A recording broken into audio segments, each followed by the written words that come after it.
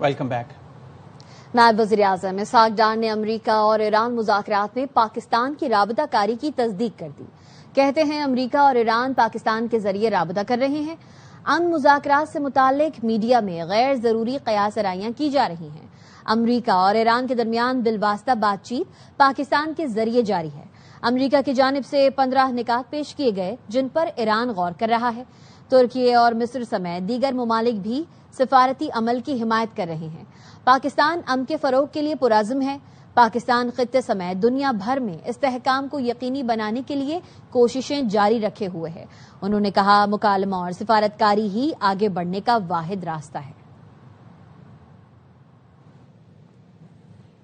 ایران مذاکرات میں سنجیدگی دکھائے اس سے پہلے کہ دیر ہو جائے۔ امریکی صدر ڈونلڈ ٹرمپ کا ٹروتھ سوشل پر پیغام لکھا، ایرانی مذاکرات کاروں کا انداز بہت مختلف اور کچھ عجیب ہے۔ ایران معاہدہ کرنے کی منتیں کر رہا ہے۔ ایران عسکری طور پر بری طرح شکست کھا چکا۔ تہران کے پاس واپسی کا کوئی موقع نہیں بچا۔ اس کے باوجود کہہ رہے ہیں وہ صرف ہماری تجویز پر غور کر رہے ہیں۔ یہ بالکل غلط ہے۔ ایران کو جلد سنجیدہ ہونا ہوگا کیونکہ اگر وہ مرحلہ آ گیا تو پھر واپسی کا کوئی راستہ نہیں ہوگا۔ صورتحال بالکل بھی خوشگوار نہیں ہوگی۔ صدر ٹرمپ نے شکوہ کیا ایران کے خلاف کارروائی میں نیٹو ملکوں نے کچھ بھی نہیں کیا۔ ایران نے سپریم لیڈر بننے کی پیشکش کی جسے ٹھکرا دیا۔ امریکہ کے صدر ڈونلڈ ٹرمپ کا دعویٰ۔ واشنگٹن میں تقریب سے خطاب میں ٹرمپ نے کہا ایرانی قیادت بڑی بےتابی سے ڈیل چاہتی ہے لیکن ایرانی رہنما کہنے سے ڈرتے ہیں۔ وہ ڈیل کا کہیں گے تو اپنے عوام کے ہاتھوں مارے جائیں گے۔ انہیں امریکہ کے ہاتھوں مرنے کا بھی خوف ہے۔ صدر ٹرمپ نے یہ بھی کہا ایران کے خلاف بہت بڑی کامیابی حاصل کی ہے، مذاکرات جاری ہیں۔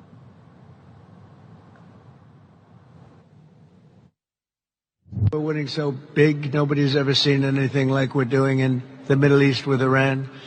And they are negotiating, by the way, and they want to make a deal so badly, but they're afraid to say it because they figure they'll be killed by their own people. Also afraid they'll be killed by us. There's never been a head of a country that wanted that job less than being the head of Iran. I don't want it. We listen to some of the things they say. We hear them. They say, I don't want it. They make you the next supreme leader. No, thank you. I don't want it. Iran پر مسلط امریکہ اور اسرائیل کی جنگ روکنے کے لیے پاکستان متحرک۔ CNN، وال street سمیت امریکی میڈیا پاکستان کے گن گانے لگا۔ CNN کا کہنا ہے امریکی اہلکاروں نے بتایا پاکستان میں ایک میٹنگ کے لیے کام کر رہے ہیں جو رواں ہفتے ہو سکتی ہے۔ وال اسٹریٹ جرنل نے لکھا ڈونلڈ ٹرمپ ایران کے ساتھ تنازع 4 سے 6 ہفتوں میں نمٹانے کی خواہش مند ہیں۔ چین کا مشرق وسطی میں جنگ کے خاتمے کے لیے تمام فریقوں پر زور۔ چینی وزارت خارجہ کے ترجمان لین جیان نے کہا بامقصد اور مخلصانہ امن مذاکرات کے آغاز کے لیے تمام فریق حالات کو سازگار بنائیں۔ طویل تنازع کسی کے مفاد میں نہیں، جنگ سے مزید جانی و مالی نقصان ہوگا، صورتحال مزید بگڑے گی۔ اس وقت ترجیح امن مذاکرات کو آگے بڑھانا، کشیدگی کم کرنے کے مواقع سے فائدہ اٹھانا ہے۔ بات چیت کے آغاز سے ہی امن کی راہ ہموار ہو سکے گی۔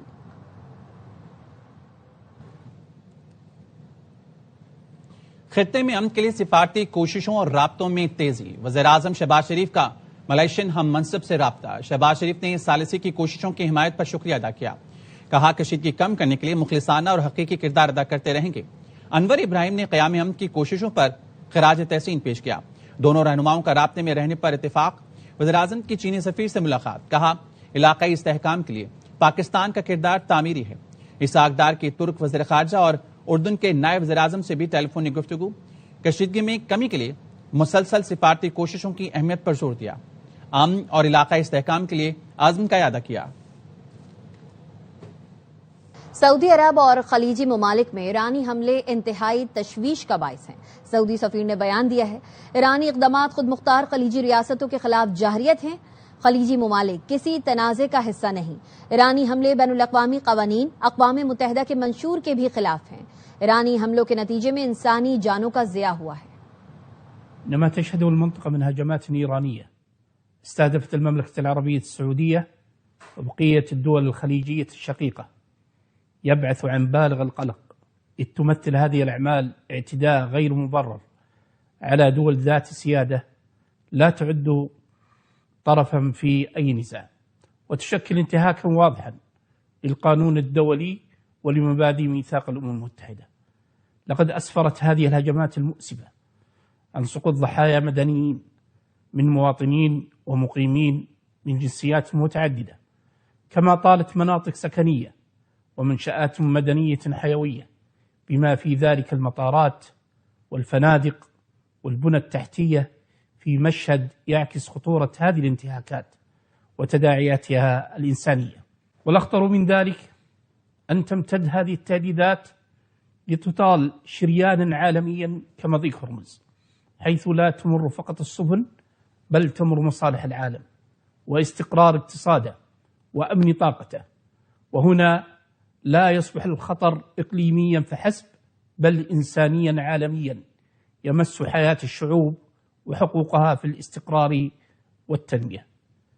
إن رسالة اليوم ليست سياسية بقدر ما هي إنسانية. إن أمن الدول لا يتجزأ، وإن استقرار المنطقة مسؤولية مشتركة، وإن احترام القانون الدولي ليس خيارا بل ضرورة لحماية مستقبلنا جميعا. وفي هذا السياق نشيد بالموقف المسؤول الذي اتخذته حكومة جمهورية باكستان الإسلامية وبمساعيها المتواصلة والحكيمة لاحتواء الأزمة والعمل على حلها بالطرق السلمية، بما يعكس التزام باكستان بدورها البناء في دعم الأمن والاستقرار الإقليمي.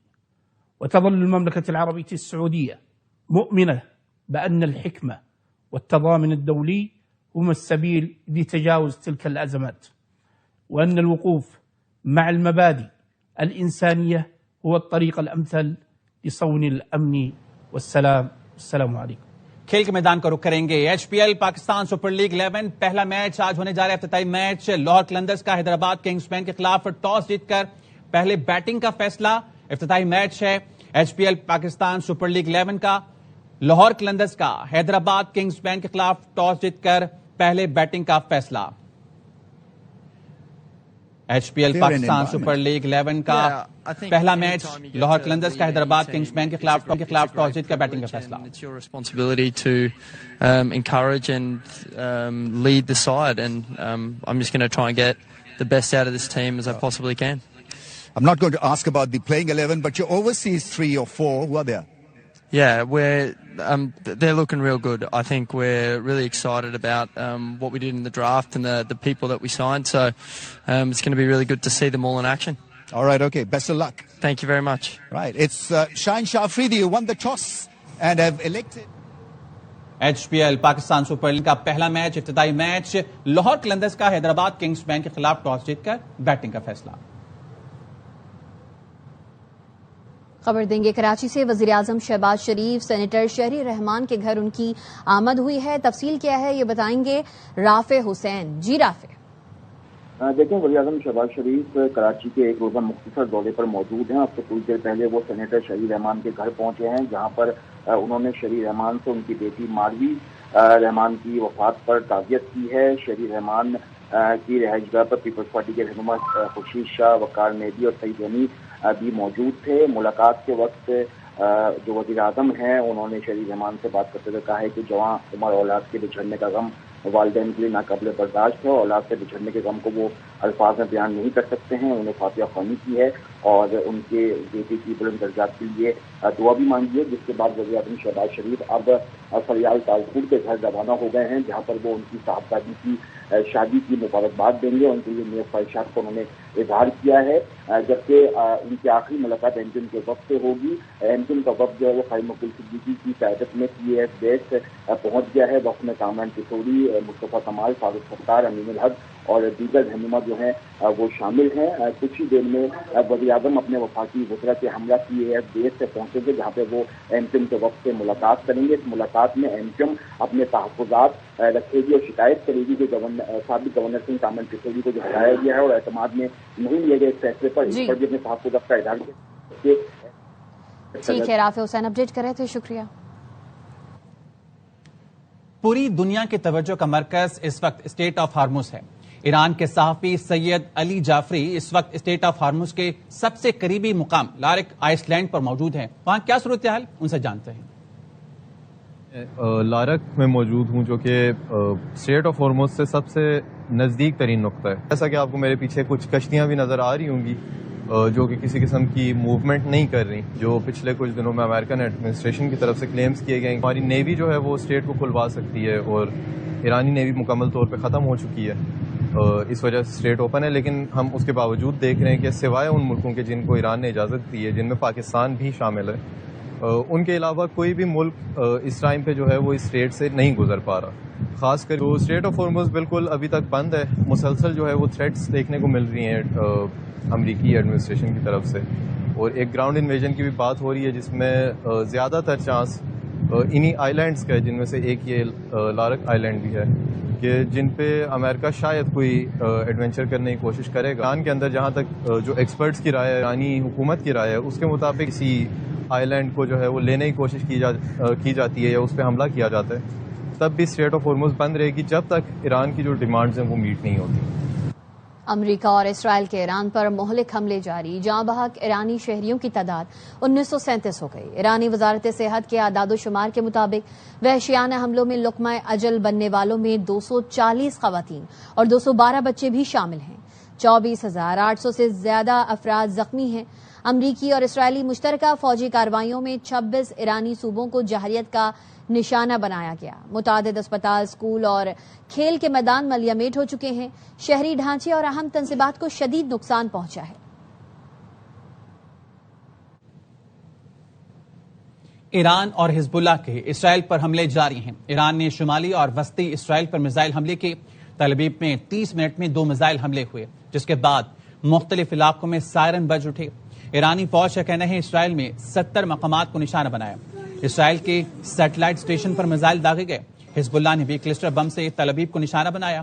حزب اللہ کا کہنا ہے وسط تل ابیب میں اسرائیلی فورسز کا ہیڈ کوارٹر اور ملٹری اڈے کو نشانہ بنایا. پاسداران انقلاب نے دعویٰ کیا چابہار کے قریب امریکی لڑاکا طیارہ F-18 مار گرایا. امریکی سینٹ کام نے ایران کا دعویٰ مسترد کر دیا.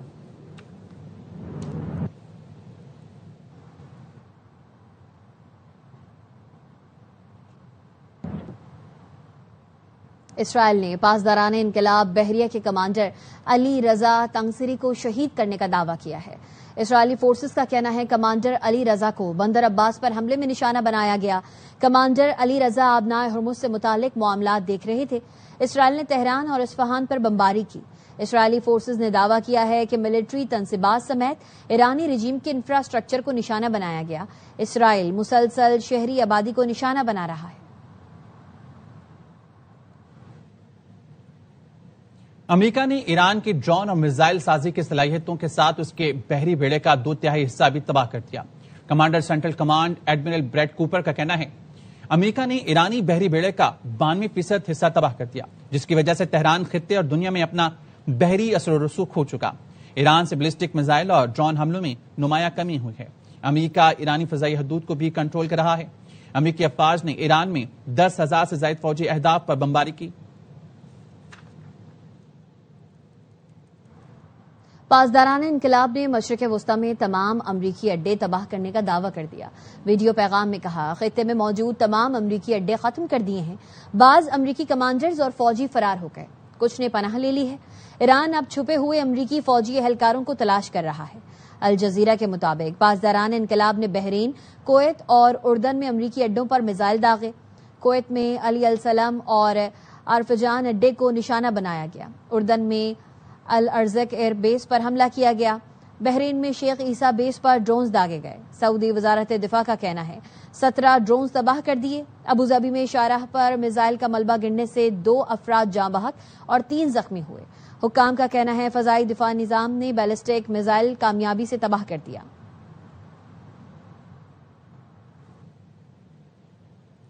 ریاض میں خلیجی تعاون کونسل کا اہم اجلاس ہوا, جس میں علاقائی سیکیورٹی, ایران جنگ, ابنائے ہرمز کی بندش اور توانائی بحران پر تفصیلی غور کیا گیا.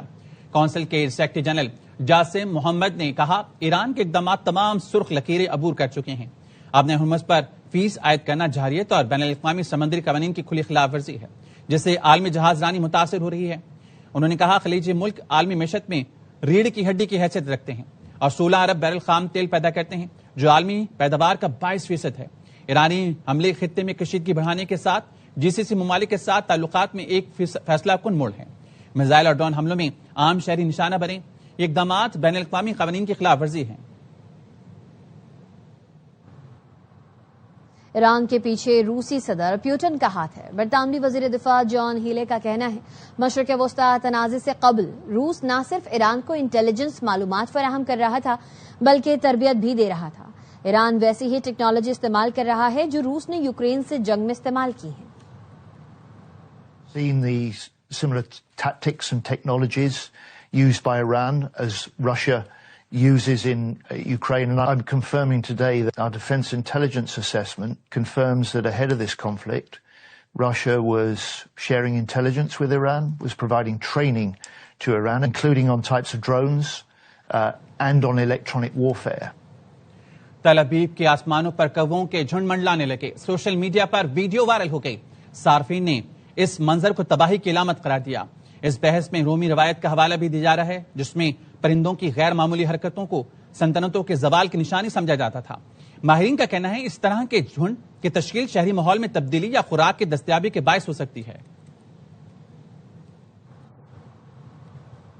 شیعہ علماء کونسل پاکستان کے قائد ملت سید ساجد نقوی کہتے ہیں ایران پر مسلط کردہ جنگ میں پاکستان کا مصالحانہ کردار خوش آئند ہے۔ حکومت پاکستان کے متوازن اور سفارتی پالیسی وقت کی اہم ضرورت ہے۔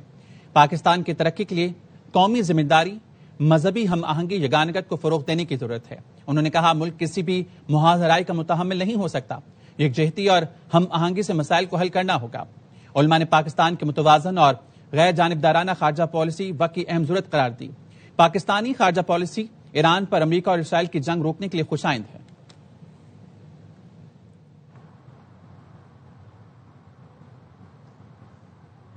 صدر آصف علی زرداری کی زیر صدارت مشاورتی اجلاس، وزیر اعظم شہباز شریف، فیلڈ مارشل سید آصم منیر، نائب وزیر اعظم اور دیگر کی شرکت۔ علاقائی سیکیورٹی کے حالات کا جائزہ لیا گیا۔ عالمی سطح پر تیل و گیس کی فراہمی اور قیمتوں میں اتار چڑھاؤ پر غور کیا گیا۔ پیٹرولیم قیمتوں میں اضافے کے معیشت پر اثرات کا جائزہ بھی لیا گیا۔ صدر آصف علی زرداری نے حکومتی اخراجات کم کرنے کے لیے کفایت شعاری پالیسی پر زور دیا۔ چیئرمین پیپلز پارٹی بلاول بھٹو زرداری، وفاقی وزراء محمد اورنگزیب، محسن نقوی، علی پرویز ملک، احد چیمہ شریک ہوئے۔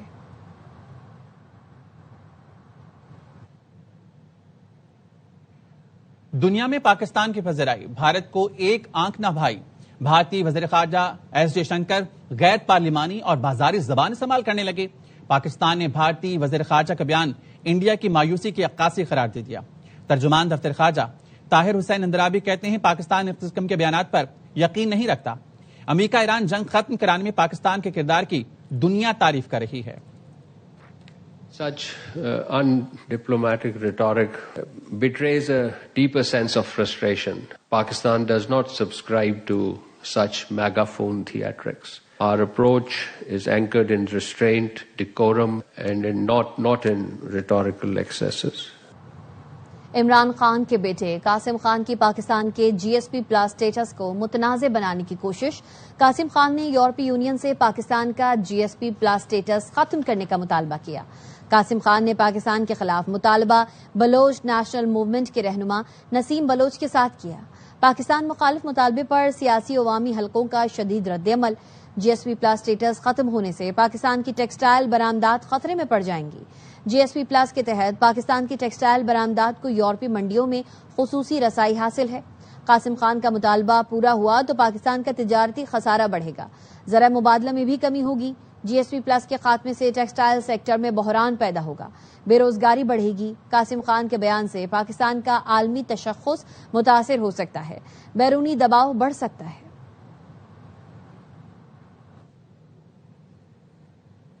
فتنہ پھیلانے کے لیے باپ اور پھوپھیاں کم تھیں جو بیٹے کو بھی لانچ کر دیا گیا۔ وزیر اطلاعات پنجاب اسما بخاری کا جنیوا پروگرام پر رد عمل، کہا قاسم خان نے ریاست پاکستان کے خلاف دوسرا 9 مئی کیا ہے۔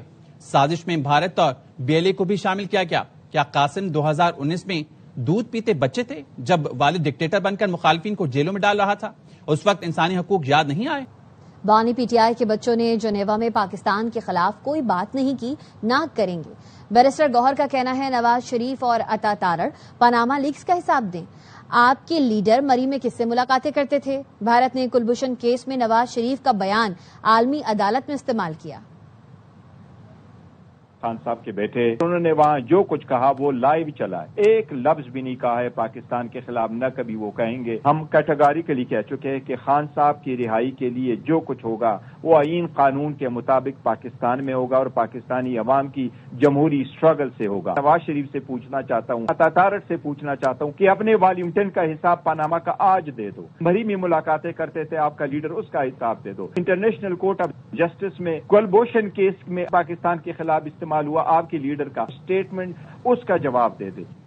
کوئٹہ میں دوسرے روز بھی وقفے سے بارش کا سلسلہ جاری ہے، ٹھنڈی ہوائیں چل رہی ہیں، موسم سرد ہو گیا ہے۔ اچھی بارشوں سے جہاں شہریوں کے چہرے کھل اٹھے، وہیں سڑکوں پر پانی جمع ہونے سے شہری پریشان ہیں۔ منظور احمد کی رپورٹ۔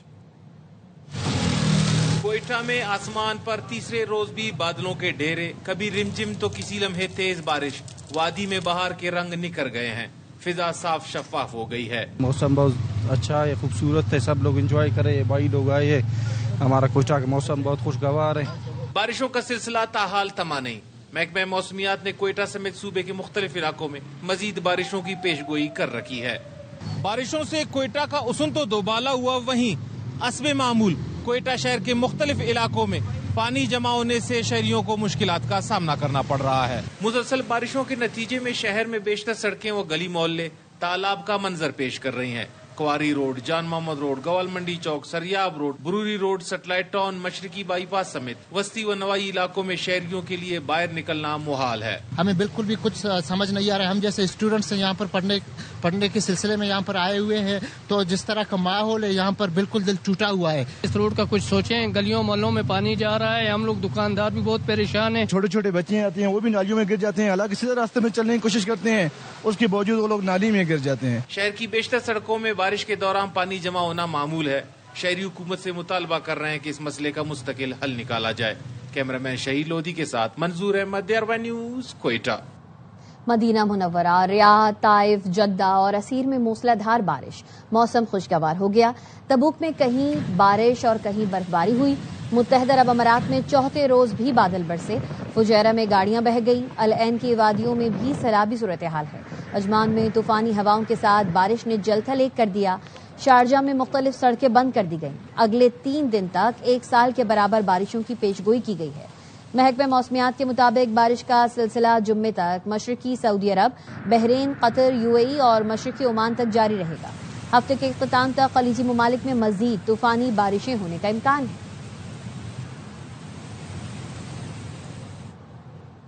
اور اب ٹیک اپڈیٹ۔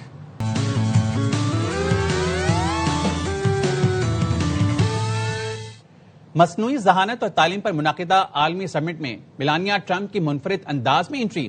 امریکی خاتون اول انسانی شکل والی روبوٹ فگر 3 کے ہمراہ پہنچی۔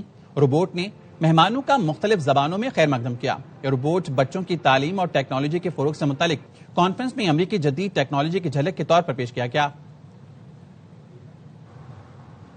یہ خبر ہے کراچی سے۔ 1 روز قبل پانی کی لائن میں ڈوبنے والی بچی کی لاش مل گئی ہے۔